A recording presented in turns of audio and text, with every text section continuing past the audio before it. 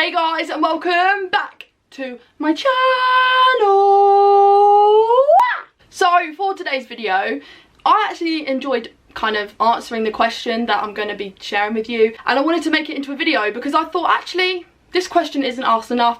And when I actually googled it to try and find some like clarification on if I'm answering the question correctly, there was nothing. So I had to really kind of think hard about what would work for me. And I also, you know, I did ask my followers for some advice, for some guidance. But first, if you can remember to smash a big thumbs up down below and subscribe to my YouTube channel, I will forever be grateful. And also please let me know if you use any of these date ideas down below, because like, well, I'm just invested in this. I want to know, do they work? Are they actually good? Like, are they fun? Because I don't even have a date. The only dates I go on are with my mum to Starbucks. I'm not complaining though, I like Starbucks, so I don't really care. Here are some friendly, neurodivergent, friendly date ideas. Let's go!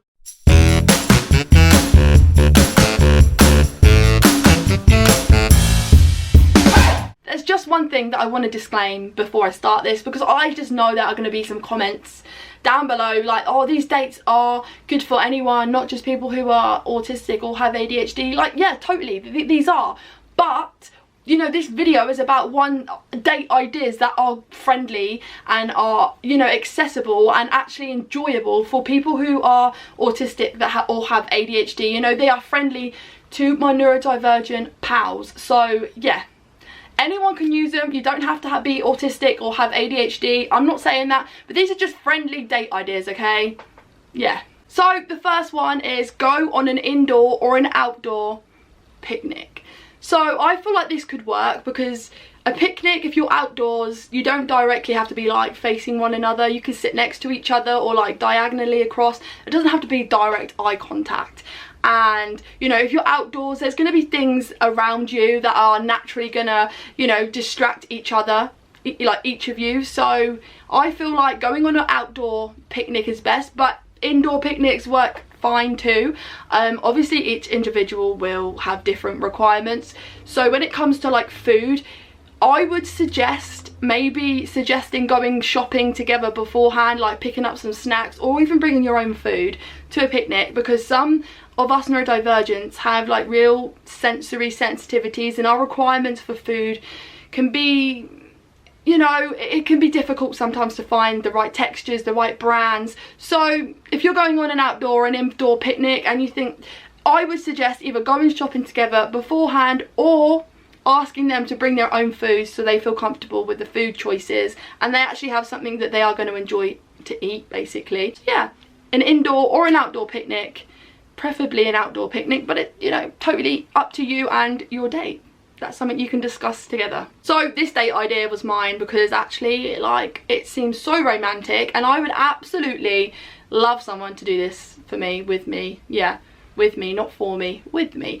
And it is watch the sunrise from a quiet location and then go out for breakfast together after. So yeah, I think this one could work because it's a quiet location. There won't be too much kind of social engagement, as it won't be a busy kind of situation to be in. The place will not be busy. If you choose a nice quiet rural location, I feel like it could be a really beautiful experience for you and your partner. And like I say, you'll be watching the sunrise together, just chatting, sitting down like next to one another, not direct eye contact. It could be really great, and you know, it could be a real good way to get to know your date. You know, it's not direct kind of eye contact, but the communication will flow better if you're, you know, chatting in a comfy environment where, you know, your partner, your neurodivergent date is feeling comfy, socially comfortable. That's a great thing. So yeah, that could be an idea for you. Again, this is one that I put on the list because, like, I really want to do it. It's a date idea for me. Maybe I'll just do it myself. Take my mum. Hey, you know, I can still do it on my own. I don't need no one. Anyway, I'm crying. Get over it, Molly. Get over it. I'm gonna be a dog lady when I'm older. Anyway, it doesn't matter. Just move on, Molly. Right. Take a blanket and some of your favourite snacks. Drive to a nice location. Pop up your boot. Put your nice duvet, your nice quilt cover, your blanket, you know, whatever. Some nice pillows.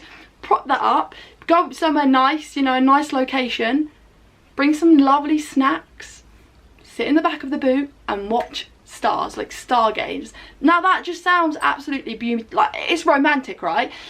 Again, it probably won't be that romantic in real life because it just sounds like it's from a movie, really. It probably is from a movie I've watched. It's nice. You don't have to be facing each other. You don't have to be directly, like, eye contact. You can sit next to each other in the boot and have your favourite snacks and music playing and watch the stars. Like, it could be a really nice, comfortable, sensory friendly, neurodivergent friendly date idea. It just sounds so appealing, doesn't it? I might just take myself on a date. That just sounds nice. So this one, I don't know if typically you can do it in the UK, or I think you can, but I'm not sure whether it's a big like franchise thing. I don't know if you can, if it's a popular thing in the UK, but go to a drive-in movie. This one was suggested and the person was actually American, so I don't know if you can do it in England. I haven't done it, and I don't know if there's a place near me in Hampshire that does it. I'm not actually sure, but you know, it could be a nice, you know, like I say, there's not any direct eye contact, sitting next to each other watching a movie with some popcorn, and you go, oh, you know, little, quite, yeah, good little sneaky move. Take some popcorn, take your favourite snacks and go to a drive-in movie. Why not? It just sounds nice. Like I say, I'm not sure if you can do it in the UK. I have never gone to a drive-in movie. Again, that's probably because I'm single and I don't have any friends. Oh well. I've actually done this one when I went out with my mum. So you know, it's actually quite nice. Get an ice cream if you like ice cream, get a coffee, you know, anything, and go for a walk along the beach. Now, again, I think this one was suggested to me, but it was like grab a coffee, and I know coffee is something that not all ADHDers and autistics kind of like, so I thought, why not change it? Instead of grab a coffee, grab an ice cream or, you know, a drink, and go for a lovely stroll along the beach. You know, the beach can be a really calming place, like with the water, the sounds of like the sea crashing. It could be a real lovely place, like, and then sitting down on a bench or like on the sand or on the stones, you know, that could be really great too.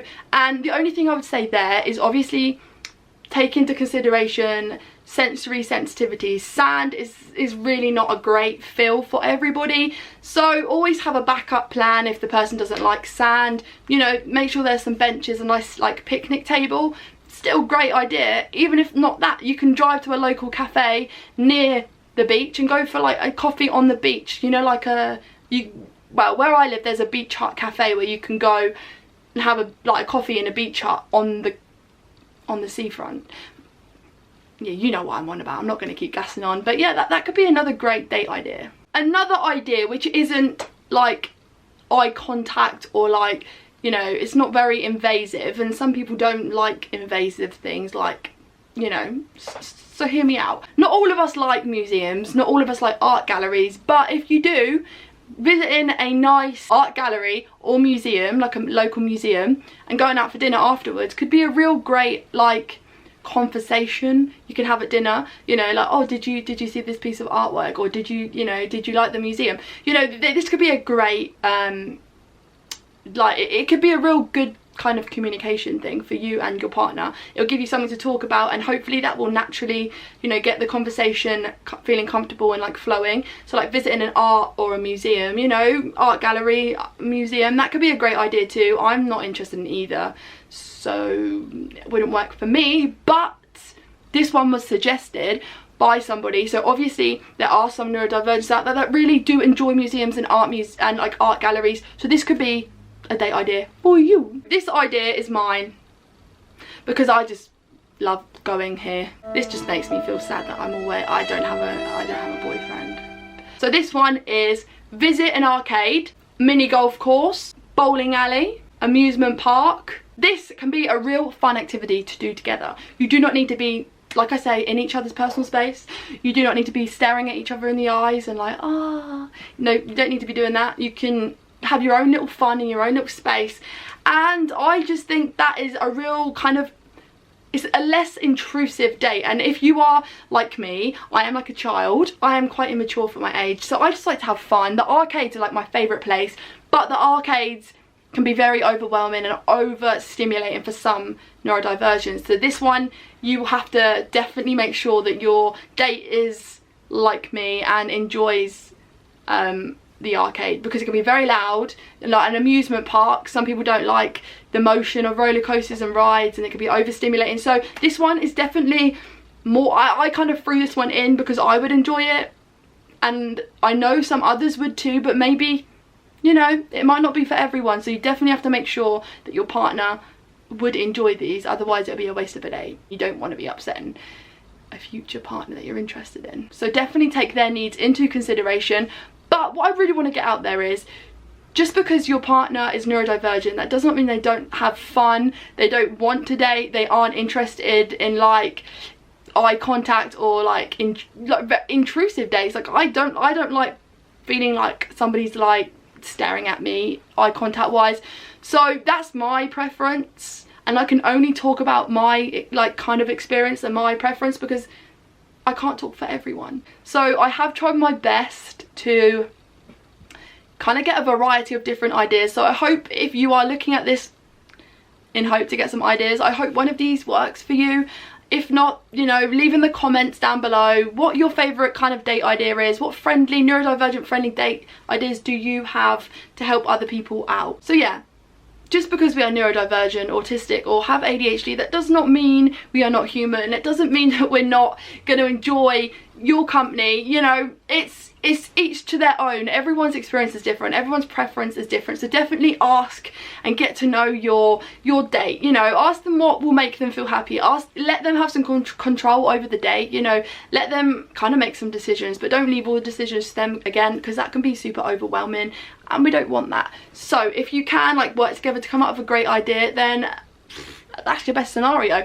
But if you don't have any date ideas, maybe just throw some of these at them and just say like, whatever one floats your boat, you're happy to do, and see where it goes from there. So thank you so much for watching. I really enjoyed making this video, because I just feel like we are super lovable people. You know, when you get to know us, we are just so much fun. And you know, yes, I am immature myself, but you know what, we are up for fun. We like adventure and trying stuff that you just think, huh, why do you want to do that? But it's fun, exciting, and yeah, it gets our adrenaline going. So yeah, that's all I've got to say on the matter. So thank you so much for watching, and I will see you next time. Bye.